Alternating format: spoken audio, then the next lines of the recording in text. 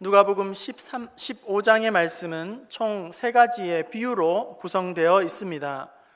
잃어버린 한 마리의 양을 찾는 목자의 비유, 그리고 잃어버린 드라크마를 찾는 여인의 비유, 그리고 잃어버린 아들이 돌아오는 그런 아버지의 비유를, 이 3가지의 비유가 15장에는 기록되어 있습니다. 이 3가지의 비유는 하나의 초점에 맞추어져 있습니다. 그것은 하나님의 품을 떠난, 아버지의 품을 떠난 잃어버린 영혼이 돌아오게 하는 그런 비유로 초점이 맞추어져 있는 것입니다. 예수님께서는 이 3가지의 비유 중에 3번째 비유인 잃어버린 아들을 찾는 아버지의 비유에 대해서 가장 많은 시간을, 분량을 할애하고 있는 것을 보게 됩니다.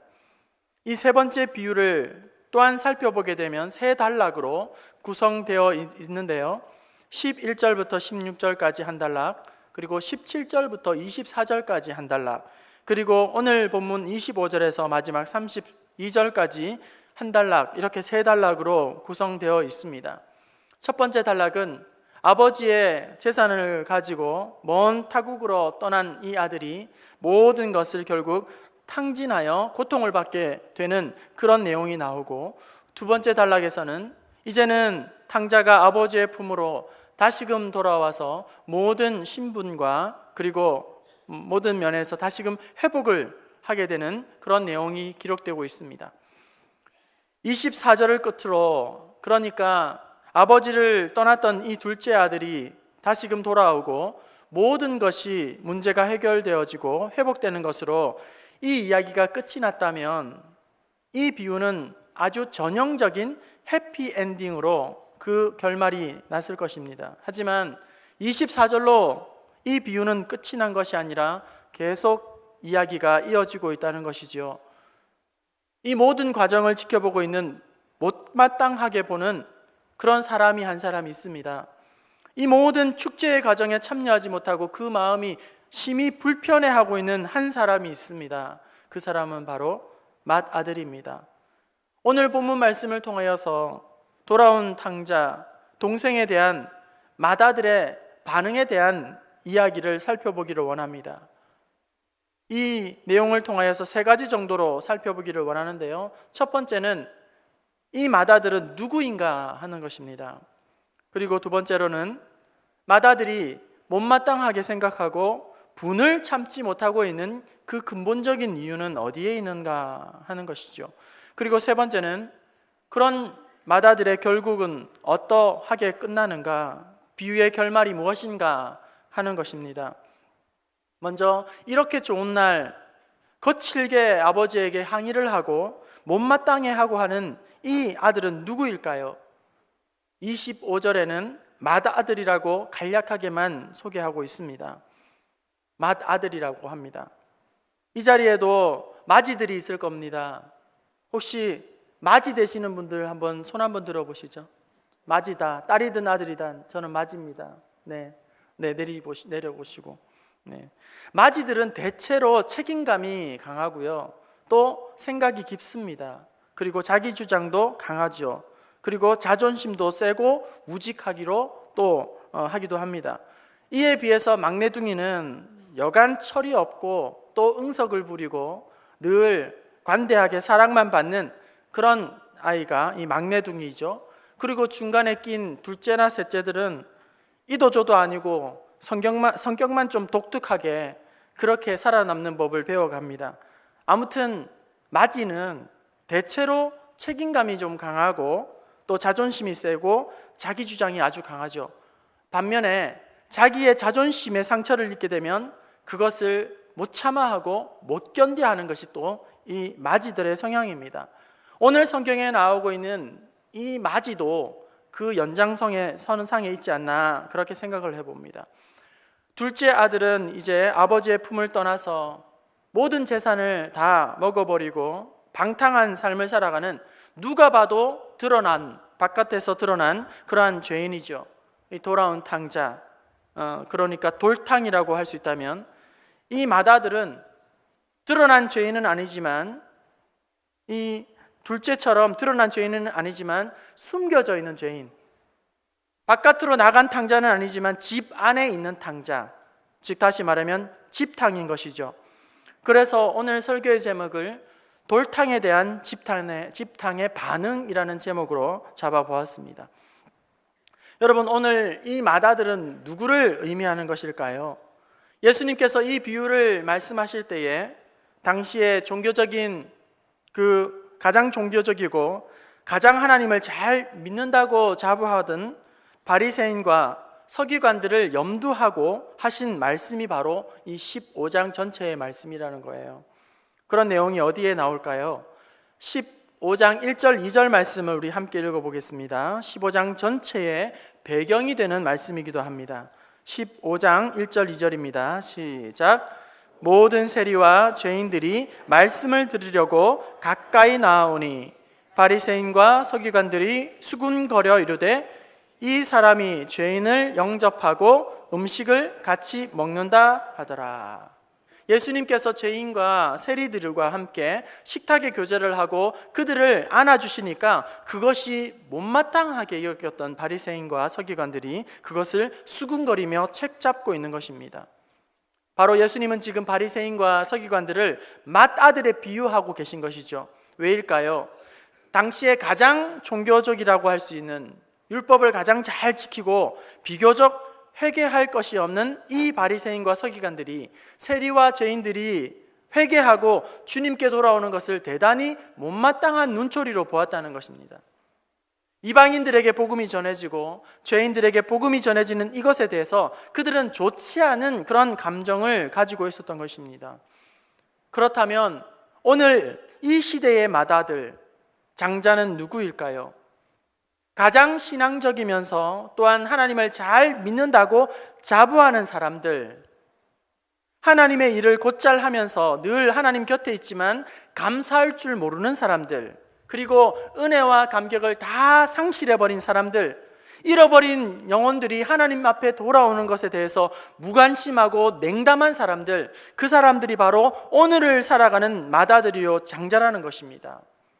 은혜에 참여하지 못하고 하나님께서 베풀어 주신 축복의 잔치에 참여하지 못하고 그저 구경꾼처럼, 방관자처럼 우두커니 지켜만 보고 있는 이 사람이 바로 오늘 이 시대의 장자의 모습이고 맏아들의 모습이라는 것이죠.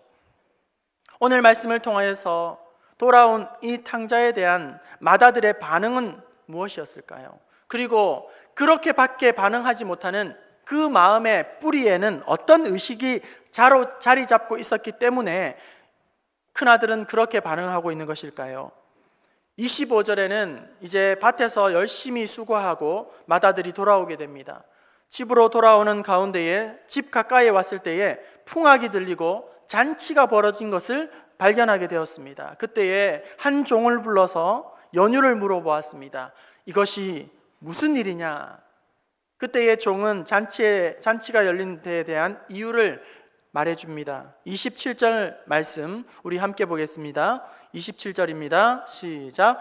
대답하되 당신의 동생이 돌아왔음에 당신의 아버지가 건강한 그를 다시 맞아들이게 됨으로 인하여 살진 송아지를 잡았나이다 하니, 동생이 돌아와서 아버지가 큰 잔치를 베풀고 그리고 살진 송아지를 잡고 이렇게 축제가 벌어졌다고 이야기하는 것이죠. 그 이야기를 들은 맏아들, 형은 마땅히 어떠한 반응을 보여야 했을까요? 32절 말씀에는 이 내 동생은 죽었다가 살아났으며 내가 잃었다가 얻었기로, 그 다음에 뭐라고 기록하고 있습니까? 어떻게 하는 것이 마땅하다? 즐거워하고 기뻐하는 것이 마땅하다, 이렇게 말씀합니다. 즐거워하고 기뻐하는 것이 마땅하지 않느냐, 자연스러운 반응이 아니겠느냐, 이렇게 말씀하는 거죠. 그러니까 잘 왔다 동생아, 그동안 얼마나 고초가 심하였느냐, 얼마나 그리웠느냐, 아버지가 너를 걱정하느라고 눈이 다 멀 정도로 그렇게 너를 기다렸다, 이렇게 하면서 동생을 끌어안고 눈물을 흘리면서 함께 잔치를 해야 하지 않겠습니까?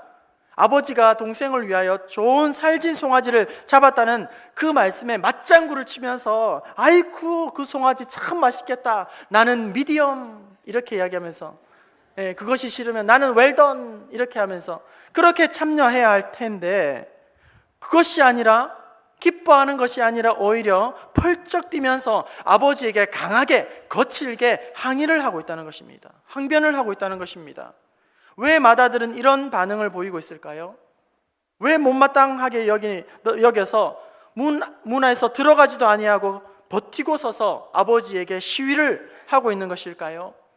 동생뿐만 아니라 아버지에게까지 항의를 하며 따져 물으면서 30절에는 동생의 과거를 들추어내면서 아버지의 재산을 창기와 함께 먹어버린 이 아들이 왔을 때에 왜 이렇게 아이를 감싸주는 것입니까? 잔치를 베풀어 주신 것입니까? 상처를 더 이렇게 가시로 찌르고 있는 그런 모습을 보고 있다는 것이죠. 맏아들의 문제가 무엇일까요? 왜 이렇게 비뚤어진 행동을 하고 있었을까요? 첫 번째, 맏아들은 비교의식에 사로잡혀서 있었다는 것입니다. 여러분, 비교의식은 모두를 불행하게 만든다는 사실을 여러분 기억하시기를 바랍니다. 맏아들은 아버지의 속을 상하게 한 적이 단 한 번도 없는 성실한 사람이었습니다. 이전까지는 전혀 문제가 없는 그런 사람입니다. 그런데 동생이 돌아오면서 갑자기 이 맏아들은 문제 인생이 되고 맙니다. 삐뚤어지고 말았습니다. 왜일까요? 그것은 맏아들이 비교의식에 사로잡혔기 때문입니다. 어떤 비교의식일까요? 29절에서 30절 말씀을 함께 보겠습니다. 29절 30절입니다. 시작. 아버지께 대답하여 이르되 내가 여러 해 아버지를 섬겨 명을 어김이 없거늘 내게는 염소 새끼라도 주어 나와 내 벗으로 즐기게 하신 일이 없더니 아버지의 살림을 창녀들과 함께 삼켜버린 이 아들이 돌아오매 이를 위하여 살진 송아지를 잡았나이다. 비교를 하면서 자기가 너무나도 분해하는 것이죠. 아버지, 섭섭합니다. 아버지, 동생도 나쁘지만 아버지도 나쁩니다. 이렇게 대우하실 수가 있습니까?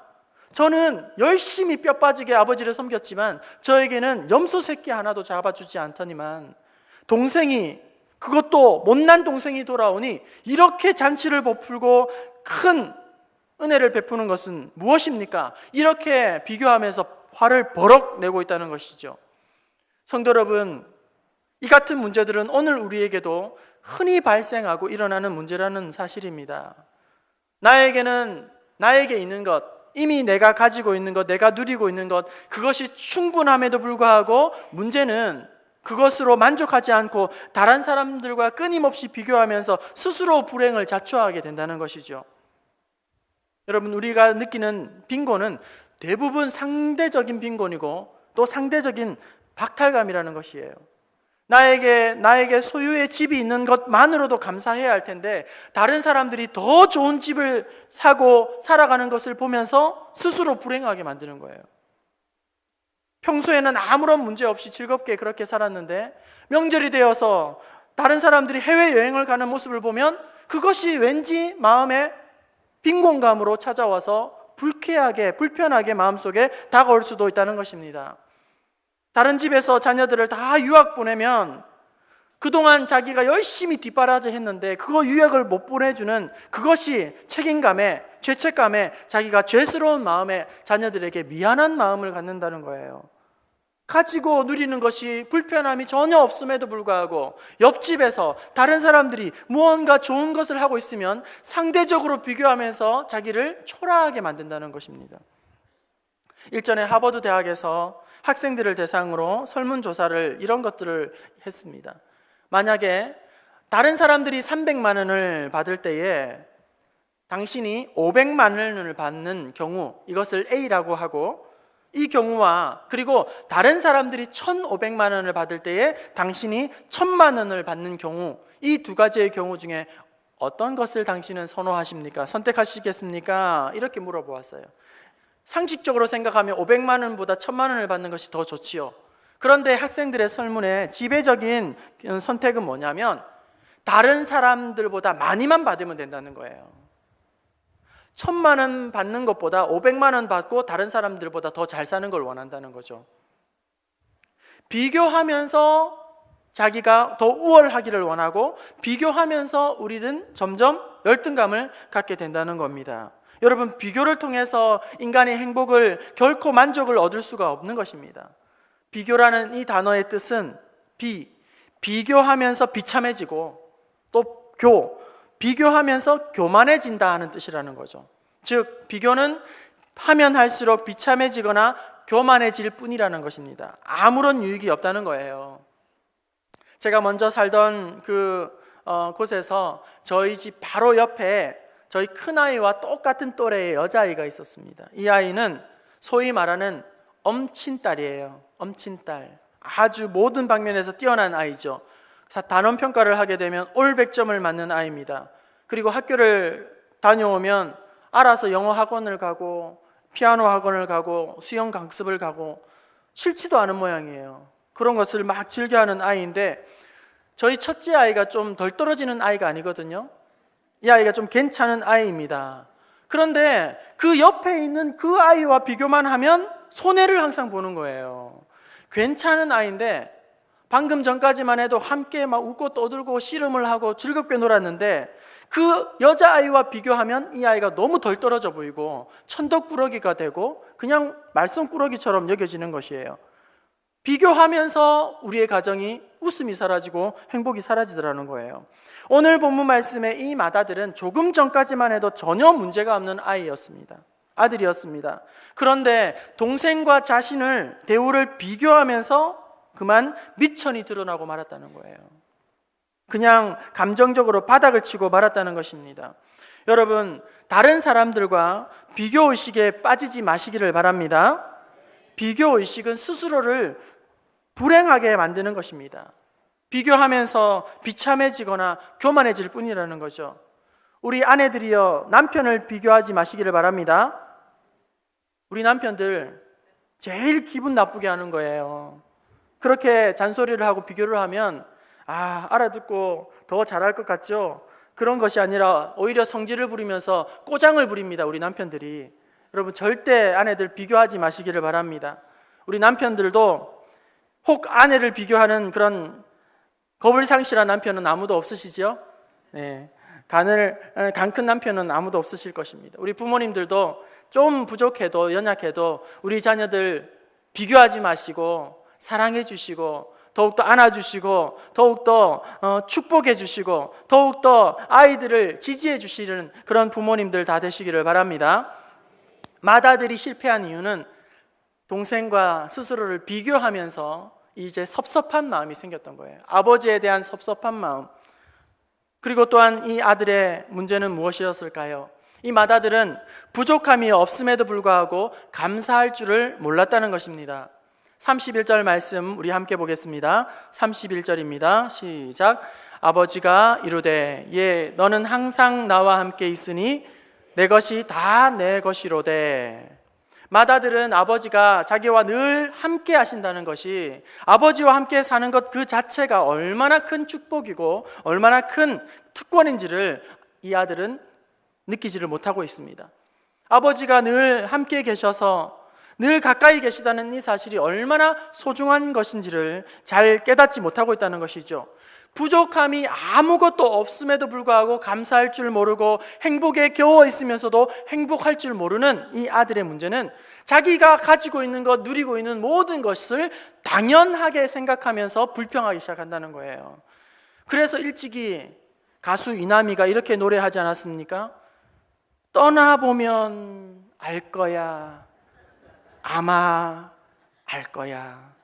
가수 이남희가 그렇잖아요. 항상 가까이 있을 때에는 그 소중함을 모르고 고마움을 모르고 항상 그냥 상투적으로 대했었는데 막상 떨어져 있다 보니 그 소중함과 그 귀한 것들을 다시금 알게 되는 것이죠.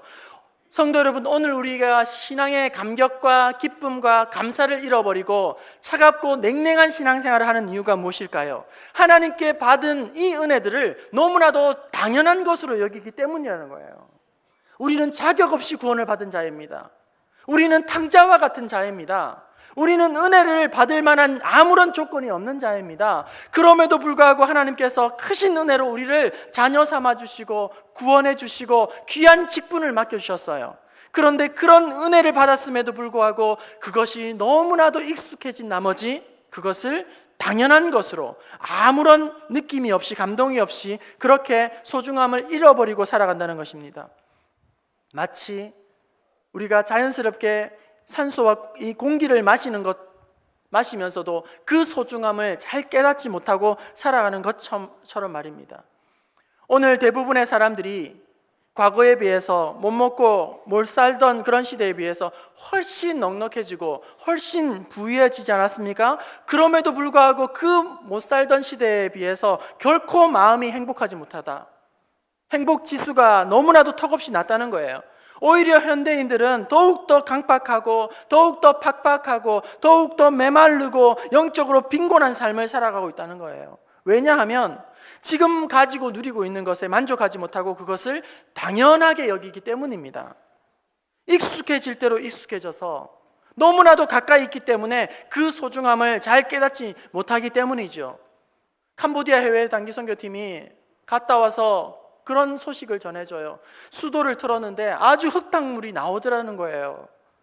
우리의 집안에서는 그냥 수돗물이 얼마나 깨끗하게 풍부하게 얼마든지 따뜻한 물, 시원한 물들이 그렇게 나오지 않습니까? 그러면서도 우리가 그것을 소중함을 느끼지 못한다는 거예요. 제가 언젠가 인간극장을 보면서 참 마음이 아픈 적이 있습니다. 30대 초반의 젊은 아내가 치매가 걸려서 남편을 잃어버리고 자녀들을 점점 기억을 잊어버리는 거예요. 그 기억을 붙들기 위해서 안간힘을 쓰는 남편과 그 앞에서 그 생명과도 바꿀 수 없는 어린 딸 둘이 그 엄마의 아픔을 함께 나누는 그런 장면을 보면서 참 마음이 먹먹했던 적이 있습니다.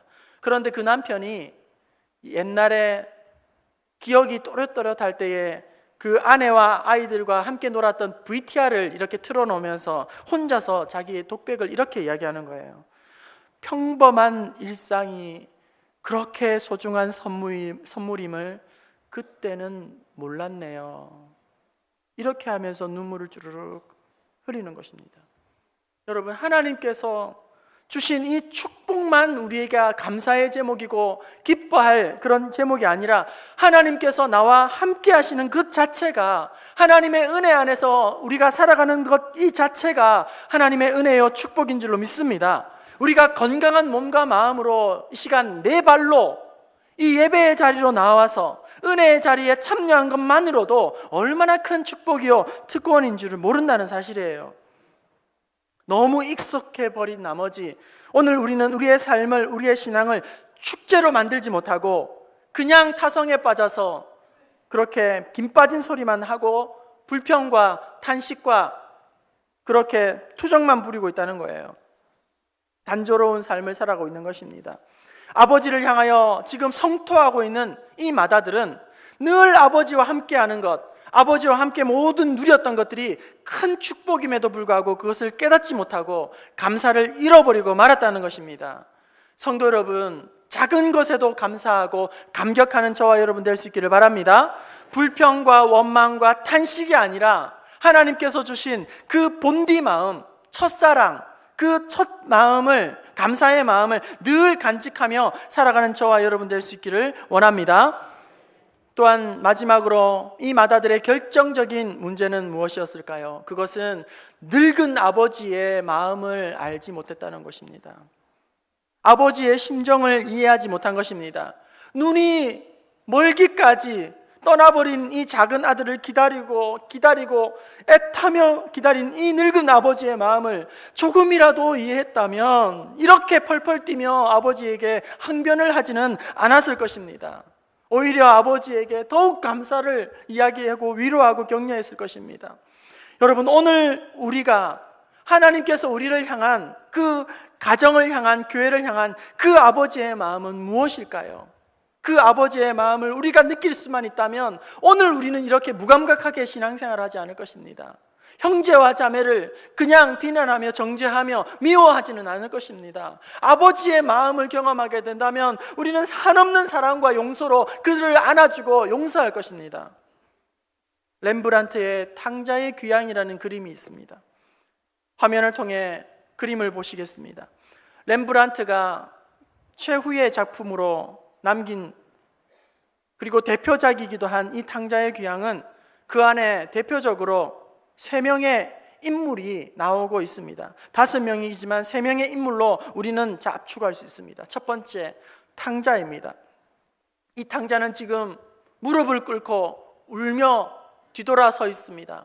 그의 옷은 낡았고 남루하며 한쪽 신발은 벗겨져 있고 한쪽 신발은 구멍이 뚫려 있습니다. 그리고 아무 말도 하지 못하고 아버지의 품에 안겨 그렇게 눈물을 흘리고 있습니다. 그 주위에는 환한 빛이, 은총의 빛이 비치고 있습니다. 그리고 또 한 명은 그 탕자를 안고 있는 아버지의 모습입니다. 등이 굽어 있는 아버지, 어깨가 굽어져 있는 이 아버지, 눈이 거의 실명할 듯한 그 모습으로 돌아온 아들을 끌어안고 그렇게 사랑으로 바라보고 있는 이 아버지의 모습이 있습니다. 그리고 그 옆에는 조금 떨어져 있으면서 꼿꼿이 서 있는 아들이 있습니다. 얼굴에는 전혀 반가운 기색이나 기쁜 표정은 아무것도 느낄 수 없습니다. 차갑디 차가운 그런 표정과 냉담한 비판자의 모습으로, 그리고 정죄하는 그런 심판자의 모습으로 꼿꼿하게 서 있는 맏아들이 있습니다.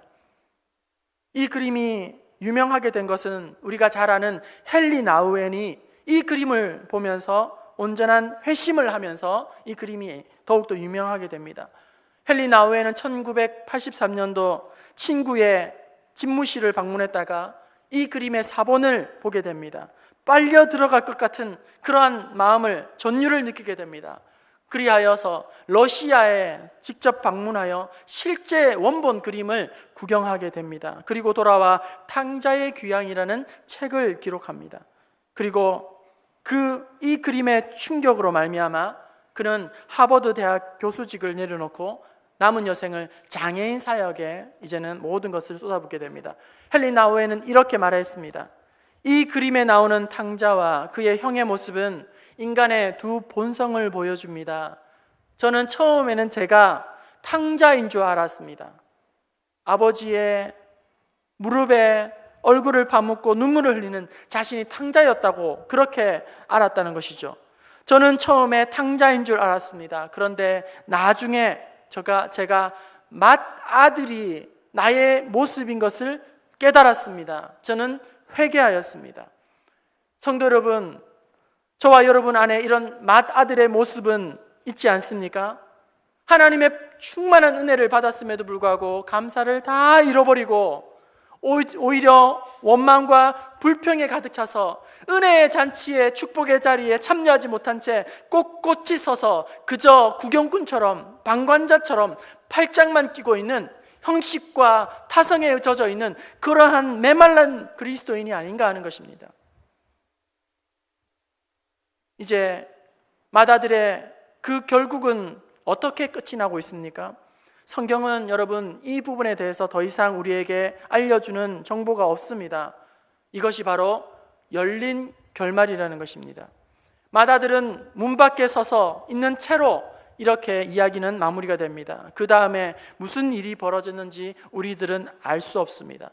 맏아들이 회개하고 돌아와서 축제의 자리에 참여했는지, 아니면 계속 고집을 부리면서 마음의 쓴뿌리를 키워나가면서 아버지와 적대감을 가지고 멀어져 갔는지 우리는 알지 못합니다. 그 아들은 이제 선택해야 합니다. 결정해야 합니다. 아버지의 뜻을 따라 잔치의 기쁨으로 참여할 것인가, 아니면 계속 아버지의 마음을 거절하고 부인하고 불평하면서 나쁜 감정을 끌어안고 마음에 자기의 감옥에 갇혀서 살아갈 것인가. 이제 맏아들은 결정을 해야 하는 것입니다. 오늘 우리도 마찬가지입니다. 오늘 우리도 선택해야 합니다. 아버지의 마음을, 이제는 긍휼히 여기는 마음을 내가 끌어안고 귀한 직분과 사명과 교회 공동체를 사랑할 것인가, 용서할 것인가, 아니면 여전히 비교의식을 가지고 불평하며 원망하며 탄식하며 그렇게 은혜의 자리에서 참여하지 못하는 그런 안타까운 자리로 갈 것인가. 따뜻한 마음으로 동생을 끌어안고 품에 안고 아버지의 은혜를 고백하는 그런 축제의 자리로 나아갈 것인가, 아니면 계속 차가운 마음으로, 냉랭한 마음으로, 무감각한 마음으로 구경꾼처럼 그렇게 방관자의 모습으로 나아갈 것인가. 오늘 우리 다시 한번 선택해야 한다는 것입니다. 여러분, 하나님의 마음을 바꾸시려고, 아버지의 마음을 되돌리려고 여러분 하시겠습니까? 아니면 여러분의 마음을 바꾸시겠습니까? 우리 모두가 이 아버지의 사랑과 아버지의 그 용서와 아버지의 기쁨에 함께 참여하는 저와 여러분 될 수 있기를 원합니다. 아버지가 말합니다. 살진 송아지를 잡자. 그리고 함께 즐거워하자. 이 아들은 죽었다가 살았다고, 잃었다가 다시 얻었으니 우리가 즐거워하며 기뻐하는 것이 마땅하지 아니하겠는가? 이 하나님의 기뻐하시는 것이 오늘 우리의 기쁨이 되기를 원합니다. 하나님의 안타까워하는 이 애타게 기다리는 마음이 오늘 우리의 마음이 되기를 원합니다. 맏아들에게 필요한 것은 아버지의 마음, 아버지의 심장, 아버지의 그 마음을 품는 것입니다. 오늘 우리에게도 필요한 것은 이 아버지의 마음을 경험하고 이 아버지의 사랑으로 우리의 모든 성도와 사랑하는 지체들을 안아주는 것입니다. 아버지의 마음으로 기다리고 기도하며 아버지의 마음으로 사랑하고 용서하고 화합을 이루는 그런 복된 심령들, 복된 가정들, 복된 교회가 될 수 있기를 주님의 이름으로 축원합니다.